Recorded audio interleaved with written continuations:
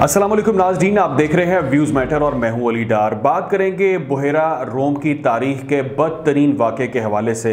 आपके इल्म में शायद ये बात होगी कि यूनान के समुंदर में तारकीन वतन की कश्ती डूब गई है और उस कश्ती में कई पाकिस्तानी भी सवार थे। अफसोस के साथ बहुत से पाकिस्तानी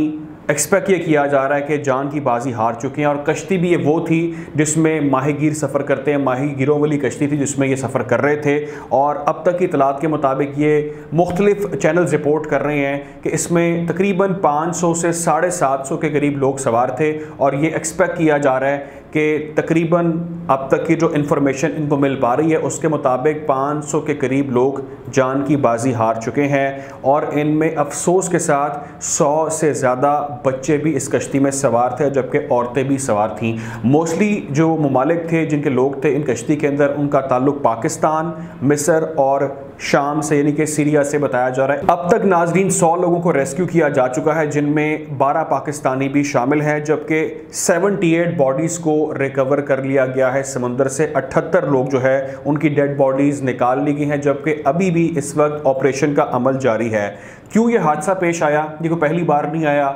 माजी में बहुत बार ऐसे हादसे पेश आ चुके हैं, अफसोसनाक हादसे पेश आ चुके हैं। फ्यूल ख़त्म हो गया इस शिप का, इसका इंजन बंद हो गया, हवा बहुत तेज़ थी या वज़न बहुत ज़्यादा था, जो भी मामला था हादसा पेश आ गया और ये जो लोग गैर कानूनी तरीके से यहाँ से निकलना चाहते थे, यहाँ से जाना चाहते थे, वो अपनी जान गंवा चुके हैं। और अब इनको एक होप है उनकी फैमिली को कि शायद उनके बच्चे वहाँ से ज़िंदा मिल जाएं। और एक बहुत बड़ी तादाद पाकिस्तानियों की इस वक्त परेशान है उनके हवाले से। मैं आपको ये बता दूं कि अब तक की जो पेशरफ्त नाज़रीन वो ये है कि 9 के करीब जो मुल्ज़िमान हैं वो गिरफ़्तार कर लिए गए हैं, जो ह्यूमन स्मगलिंग कर रहे थे। मिस्र के लोग हैं 9, और एक पाकिस्तान से भी अरेस्ट किया गया एक शख्स को जो कराची एयरपोर्ट पर था और वहाँ से वो पकड़ लिया गया है, वो भी इसके अंदर मुलव्विस था जो ह्यूमन स्मगलिंग कर रहे थे। अब सवाल जो सबसे इम्पॉर्टेंट है, जो सब जानना चाहते हैं, वो ये जानना चाहते हैं कि क्यों ये लोग यहाँ से इस तरह इल्लीगली जा रहे थे, डंकी के ज़रिए जा रहे थे। डंकी होता क्या है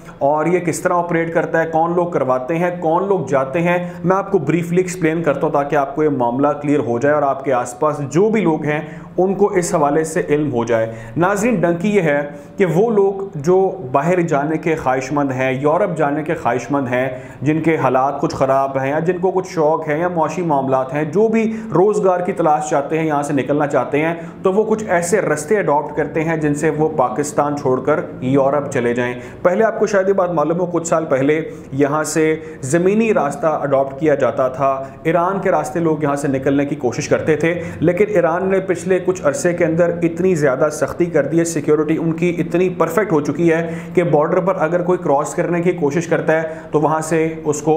मार दिया जाता है, वहाँ से फौरी रिएक्शन आता है और वो लोग यहाँ से बिल्कुल भी जो है वो ज़मीनी रास्ते के ज़रिए बॉर्डर क्रॉस नहीं कर सकते। सख्ती बहुत ज़्यादा कर दी है, इसलिए अब लोग ज़मीनी रास्ते की बजाय समुद्र का रास्ता अडॉप्ट करते हैं यहाँ से निकलने के लिए और कश्तियों के ज़रिए यहाँ से गैर कानूनी रास्ते अडॉप्ट करते हैं और एजेंट्स इनसे यहाँ से इन लोगों को सेलेक्ट करते हैं जो जाना चाहते हैं। और शर्त ये रखी जाती है कि किसी तौर पर भी वो जो है उनका नाम डिस्क्लोज नहीं करेंगे, उनकी आइडेंटिटी शो नहीं करेंगे और इस बारे में वो कुछ किसी के साथ जिक्र नहीं करेंगे और उन लोगों को सिलेक्ट किया जाता है जिनको यहाँ से समुद्र के रास्ते लीबिया लेकर जाया जाता है। लीबिया के बाद फिर वो आगे से इटली जाते हैं और इस तरह वो यूरोप का रास्ता अडॉप्ट करते हैं। लेकिन अगर एजेंट जो मुख्तलिफ सोर्सेस से बताते हैं वो ये कहते हैं कि अगर तो ज़्यादा लोड ना हो, अगर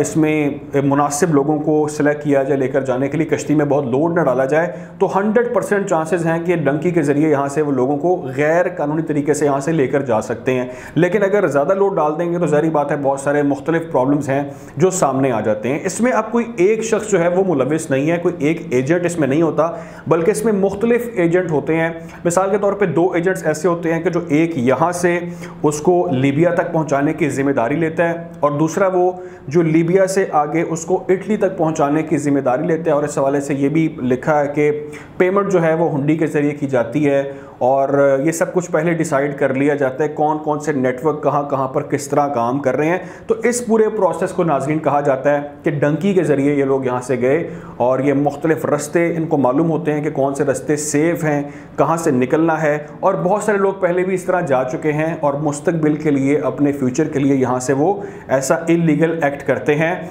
जिसके ज़रिए वो समझते हैं कि वो यहाँ से वहाँ पहुँच जाएंगे। लेकिन माजी में हम पहले भी देख चुके हैं, रिसेंटली हादसा पेश आया था, इसी जगह पर पेश आया था, यूनान, गालिबन इटली या यूनान के हवाले से खबर थी जिसमें तकरीबन 350 लोग अभी रिसेंटली जो है वो जान की बाजी हार गए थे यहाँ से निकलने के चक्कर के अंदर ही। तो अब बहुत सारे लोग फिर से जो है वो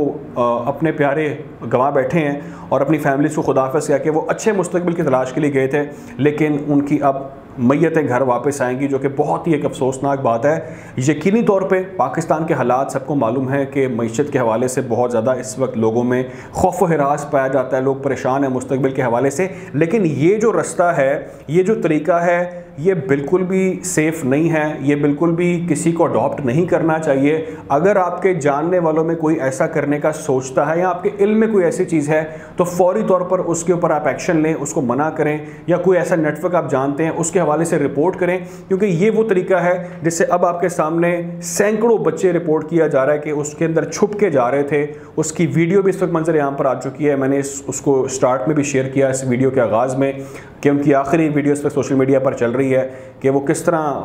बहुत ज़्यादा ओवरलोडेड है, कुछ लोग लटके हुए हैं जिस तरह कोई बस जा रही है और यहाँ से बस वो निकलना चाह रहे हैं। तो काबिल अफसोस बात है, इस पर ठोस इक़दाम लेने चाहिए और ऐसे जो भी नेटवर्क्स यहाँ पर काम कर रहे हैं उनके खिलाफ यकीनी तौर पर सख्त कार्रवाई नाज़रीन होनी चाहिए। जो भी अपडेट होगी आप लोगों को आगाह किया जाएगा। ख्याल रखें, दुआ में याद रखें। अल्लाह हाफ़िज़।